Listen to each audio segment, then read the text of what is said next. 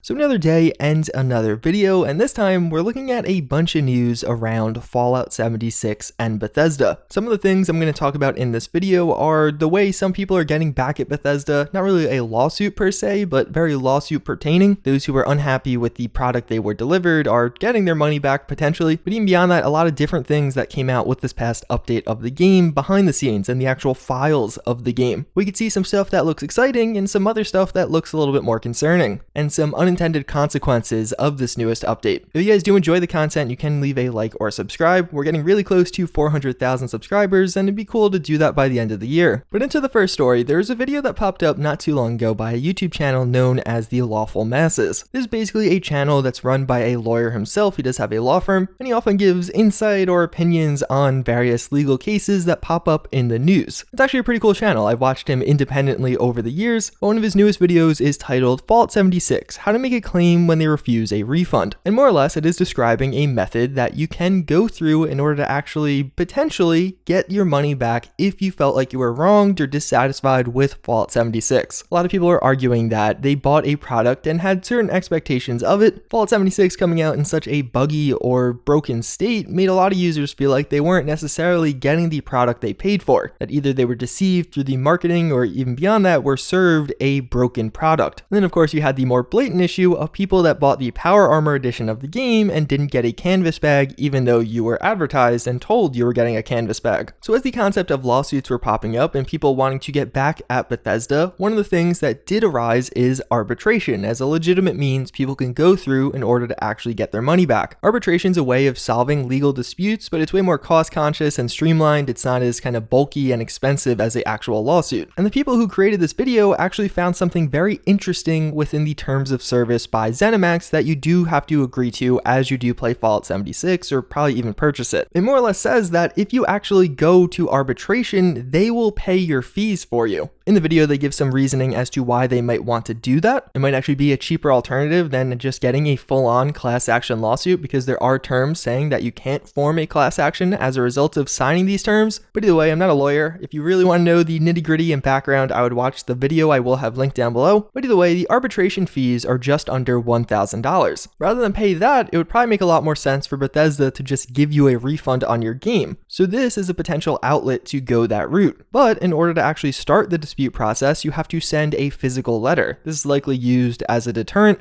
And put simply, this guy created a website known as Fallout with Fallout, where it guides you through actually starting this process, which information to include, where to send it, and why you're doing it. And in the end, you can create your own letter to send to them, or alternatively, you could actually pay him to do the whole thing for you and send the letter to ZeniMax and start this dispute process. After 45 days, if it's not resolved, you will go to arbitration, and again, they offer to pay the administrative fees, which is more costly than getting a refund, so the argument is then you're likely to actually get a refund. I'm going to have a link to this down below, and it seems like right now at least, it's one of the most legitimate ways to get a refund for this game if you were really trying to do that. But be warned, this is a very serious thing. Don't just do it off a whim. Read the risks that are associated with this, what could happen if it goes wrong. I'm not saying I necessarily agree with this tactic or this is the way you should resolve this issue, but it is an option out there and I feel like not too many people knew about it. But if you do remember, another alternative resolution was Bethesda was actually offering people that bought the Power Armor edition of the game a canvas bag, what they were originally advertised. They'd give you a replacement, you just had to prove to them that you did actually own it. We then had the whole leak that came with that, but now people who actually were approved and are getting a canvas bag got shipping notifications or estimates as to when it will arrive, and that's going to be 4 to 6 months in the future. So only a few people have actually been accepted right now. It seems like they're only doing it over the past day or two, but either way, that's pretty interesting, and it seems like that's going to be largely the conclusion of this until we actually get the bags 6 months down the line. Outside of that though, we actually had quite a bit of controversy with this latest Fallout 76 patch and one of the changes that came with it. That being 21.9 or ultra-wide support for the game. Out of the box, it didn't have it, despite the fact that most other AAA releases in 2018 do. But pretty quickly, Bethesda actually said they are going to be adding it to the game, and we heard about this quite a few weeks ago. It was one of the first user-requested features that Bethesda said, yes, it is coming. We got periodic updates over the past few patch notes and Inside the Vault articles, and Bethesda said they were kind of taking their time with it. They wanted to make sure they got it right and there was no issues once it got in-game. And with yesterday's patch, we finally got got this? Well, it turns out maybe the changes weren't as good as everyone was expecting. I don't personally have an ultra-wide monitor, but here are some screenshots as to how the game now looks in ultra-wide. People are reporting that this was just an INI change. There wasn't a bunch of back-end work being done for this. And obviously things don't look super good. Everything just looks super stretched out. And even some textures don't really properly align. As you can see here with the water, it looks pretty glitchy. The irony being there actually is a mod that fixes or gives unofficial 21.9 support, and with that mod it looks like this. This is a mod that was released by the community about a month ago. This is the thing Bethesda spent the past month working on. Needless to say, a lot of people are pretty upset with this. I'm quite curious to see what will happen. Maybe it is just an error, maybe this isn't how it's intended to work and there's something wrong with how it's being delivered to users, but either way, people are fairly unhappy. If you do want to see my full video on the update and detail all of the major changes that came with it, you can watch that video. I'll have it linked in the eye. But otherwise, there was a bunch of back-end changes, and we got another edition of the community patch notes. More or less, people are extracting the raw information from 76.esm, like the game's file, and comparing the value changes. Some of these are just numbers, some of them are file names, things along those lines. And it gives you a pretty good idea about what's being worked on behind the scenes. I will have a full link to these down below. There's a lot of very interesting takeaways, but one such one is lunchboxes. I've talked about these quite a few times on the channel in the past. Basically, we found these files in the Atomic Shop, and it looked like the Atomic Shop was getting these lunchboxes, looking very similar to the loot boxes we had in Fallout Shelter, but it was said in the past that Fallout 76 would not feature loot boxes, so it must have been something else. Well, either way, from these behind the scenes file changes, it seems like these lunchboxes could very likely be coming in this next update,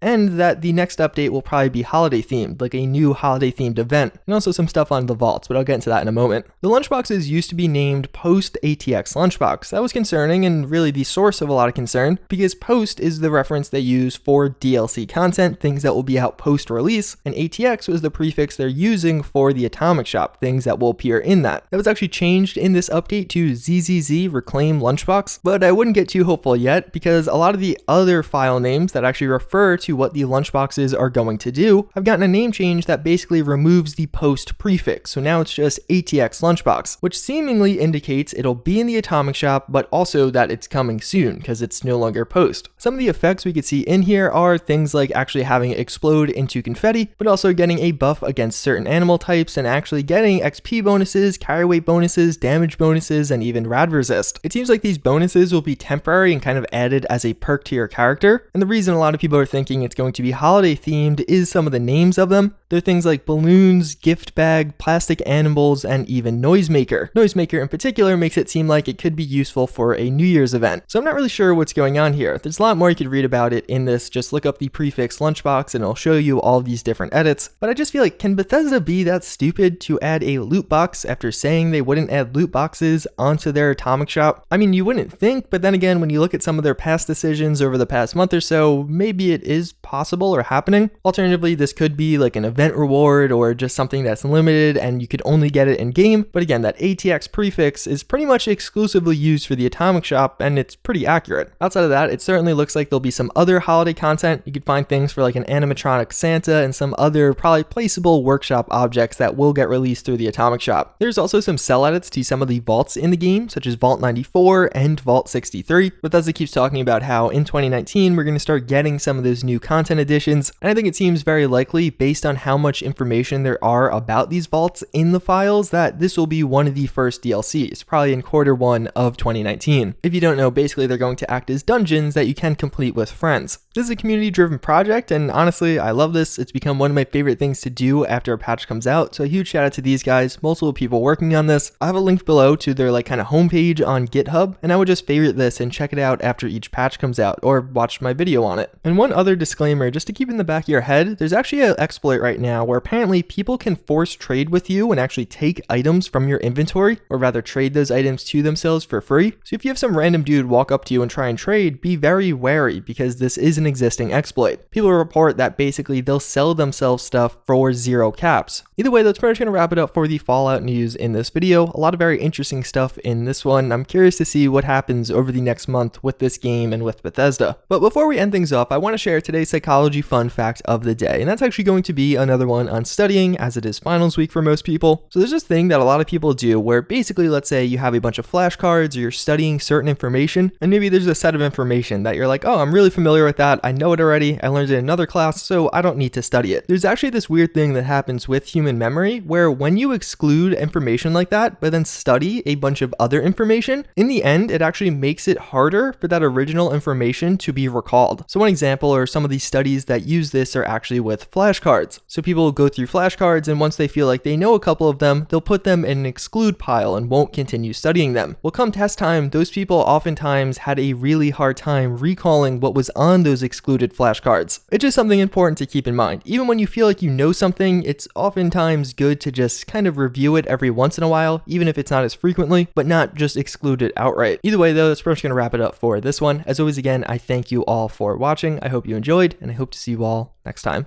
Later.